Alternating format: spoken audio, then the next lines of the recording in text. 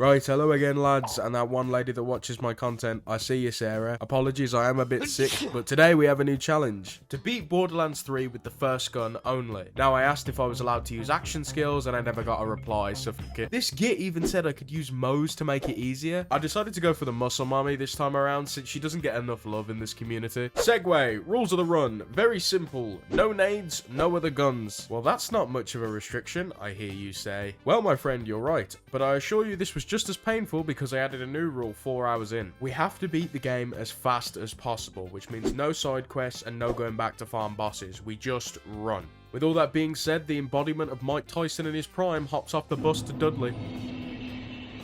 We give her a makeover and a new identity. And the manifestation of I'm Alex's body and Big Man Flux's brain cells give us our first and only necessary item for this run. Le Starter Pistol. And big surprise, it's utter wank.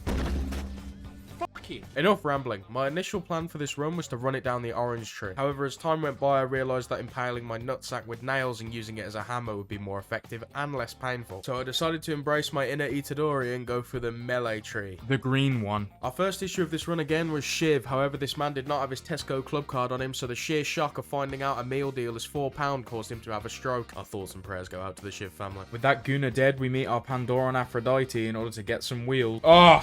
He's so fine. One Stella and a right hook gets us our first car, and it was time to climb our dust-covered Mount Olympus to have a scrap with a drill fan. The ascent itself to Mouthpiece can only be described as akin to slamming your member into a bear trap. However, with enough determination and realising I have a melee key, I was indeed able to reach DJ Khaled. And to my surprise, a simple combination of left and right click was enough to dispatch Mouthpiece. Luckily enough, the two inputs match my brain cell count. For those of you who watched my previous run, you know what time it is. It's where all the haters start crying, "The run's invalid," thanks to Captain Dump Truck over here asking me to mow down some bandits for their juice. With the 4chan gremlins appeased, a quick eject of a VHS makes Lilith lose her powers and puts us into orbit. On the cyberpunk-esque world of Promethea, an over-the-top Londoner greets us. Some of the suits get in our way, and of course Mr. Useful himself, Reese, asks us for a hand with this problem. Meeting up with this universe's version of Batman was interesting to say the least, and the ensuing fight was really humbling. Like, massively fucking humbling. I got deleted from the space-time continuum. Reload, you silly bitch! With Batman's new gadget acquired, we fight the average Meta Knight main, who I honestly thought was going to give me more trouble. However, because this man is so top-heavy, a melee sends him off balance.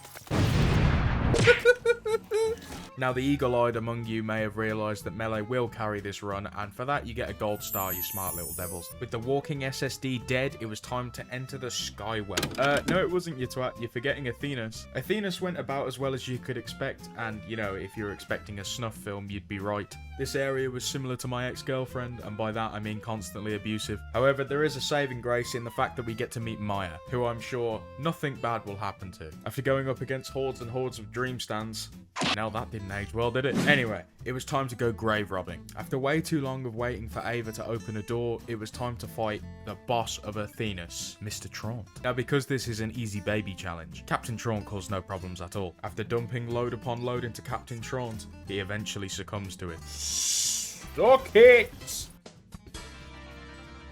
And with that, I will pass you over to previous trick. You know, for most of us, when we get to enter space in a video game, it's a cool experience. However, here I was playing Alien Isolation V2, as the Skywell was an everlasting hellscape for me being both underleveled and the fact that, you know, I do the same damage as a wet flannel. Realising this area is going to hurt more than being put in a box by YouTube. However, being the lead-headed being that I am, I indeed lended a little bit of my power to our siren sister that wasn't rage-fueled at all. That could not have gone any fucking worse.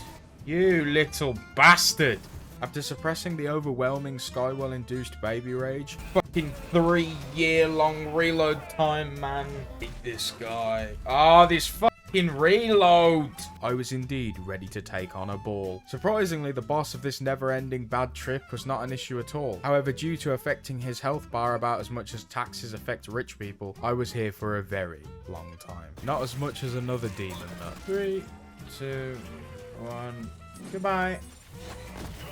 With Katagawa Ball dead, we grab a key and head on down to Atlas HQ, where Katagawa makes a reappearance. Now yet again, this entitled cuck can do nothing against the power of the Stellar Drinker. After slamming my North Face jacket on and having a Barney, that was one more roadblock out the way. The first big boy was next in the Rampager, who despite being named something destructive, is about as threatening as someone on Twitter. With the first vault looted, it was time to head on over to Eden 6. Ah yes, Eden 6, you little rat-ridden cesspool you. It feels like home. Meeting up with the CEO of Jacobs, he asks us to save his lover. There's no way I could say no to that face. You know what's next? We meet Brick, kill some blokes with fists preferably. Tina says hello, you like and subscribe, we grab some bomb supplies, blow up a door, and we're into the boss. Many people love to cosplay, sometimes anime, sometimes comic books. Not me. I enjoy cosplaying a roulette wheel every time I have to fight this fucking prick. After wasting an unholy amount of my 20s away, I was able to beat the Warden.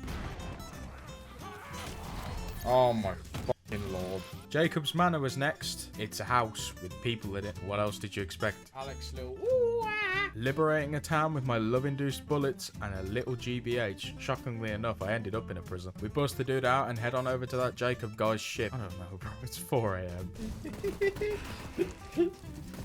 Oh, he's trying. Murdering a hideous monster to find a small pink thing inside. Hey, I don't judge. Murking a few rats, getting tased, and listening to some really uncomfortable noises. She's making monkey noises. It was indeed boss time. Hello, Genevieve! After all the pain you caused me in the last run, I was looped up and prepared for an awful time. To my elation, Amara is actually good at staying alive, so managing my ADHD-ridden monkey patience was the only issue here. Keeping my greed in check was the only thing saving my desk from an Omni-Man level handshake. Yeah, baby. First try, Genevieve. The Hunter group was next. Good news for our challenge run, the targets can be shot with the starter pistol. Ah! Okay, we can do this properly then. Tracking the boys down, following a monkey. If you don't want to be with me at my ooh, you don't deserve me at my amnaima. Oh, my brain is becoming mush. Then murdering Hasbulla puts us back to the Jacobs Manor, which, surprisingly enough, is still full of people. Whoa.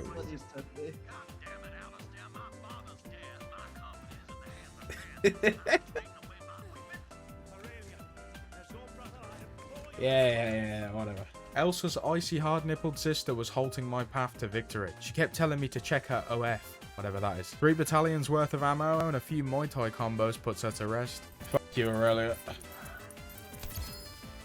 And with that, we are on to the second vault. Yeah, Graveward, the less said about him, the better. Even with my 6-foot one-piece Nami body pillow with a heating function, I could still not be comforted from this boss fight. I knew Graveward would be a problem. Did I think my successful run would be long enough to finish all of Flushed Away? Fuck no. Hey! After that utter slog of a boss fight, the Trins tried to take my weird girl away from me, and personally, I'm not having it. So we drag our asses to Carnivora. Now, I knew Carnivora could be a problem, but in true spirit of this challenge, I wanted to see if I could beat Carnivora with just a pistol. However, after dumping every single bullet into Carnivora and there being no ammo refill station, I eventually caved in to use the vehicle. I know, challenge over. Yeah, doesn't count. Cry in the comments. I don't know. Yeah. Now, Carnivora itself. At this point in the game, ad clearing really wasn't a problem. Even if I was underleveled, it's honestly shocking how overpowered melee is in normal mode. Every bandit in sight was prey to my tungsten Ellie-themed knuckle dusters. Notice how I said ad clearing. The Agonizer 9000. This boss alone gets his own dedicated segment, but I was using a projector shield, which I thought was only affected by melee and bullets. However, the Mega Blender counts as a melee, which my rock brain didn't even realize or think to comprehend. With that, you too are going to suffer, watching all my failed attempts. What? Was that the jump one then? Mate! What the fuck are you supposed to do against this? Why? You can't slide under it and you can't jump over it. What the fuck? Mate, how are you meant to fucking dodge that? Oh, for fuck's sake. Okay, so you literally cannot crouch under that. Oh, I love having all of my momentum ripped away. Fuck off with this fucking... Oh my god. Oh, what is it about this fucking bullshit boss fight, man? Oh, I fucking hate it so much. It's so bullshit! Just... Are you kidding me? Shit! You little... And you die, of course you do. Wait, fuck! Is it actually? It's the fucking shield! Oh my god. After actually turning my brain on, I realised that the shield was the problem, resulting in the oversized tin can getting scrapped and Batman paying a visit to Pain and Terror. Now, in order to get rid of some turrets, it was time to head to Tannis' lab. I pressed a switch, drove a car. To be honest, not even I can make this bit entertaining. The Great Vault was next and Troy's boss fight soon after. Entering an area with Troy meant that we were in for pain. Oh, so... Or so I thought. Yet again, I was surprised at the sheer power of melee in this game.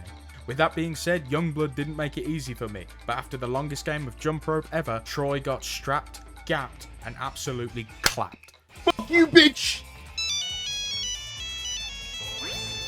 Right, mate, who's on the blower?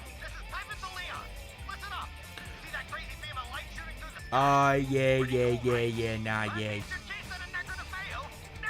I'll be there in a bit, geezer. After that, Indiana Jones's micro cousin asked us to fight General Traunt. Senor Traunt made his appearance, and just like his little brother, gets put to bed faster than me listening to some Nico Robin ASMR. After doing some grave robbing, there's a lot of that in this game.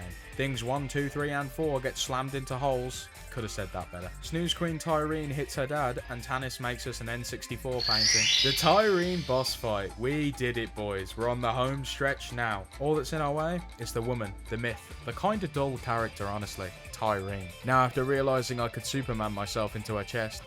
Phrasing? I began to understand the sheer value of my melee in this fight. Only issue was to Tyreen, I resembled a toilet after 15 Jaeger bombs. After embracing my inner spy to dodge a few lasers, Tyreen fell, another victim to the Slayer. Yes!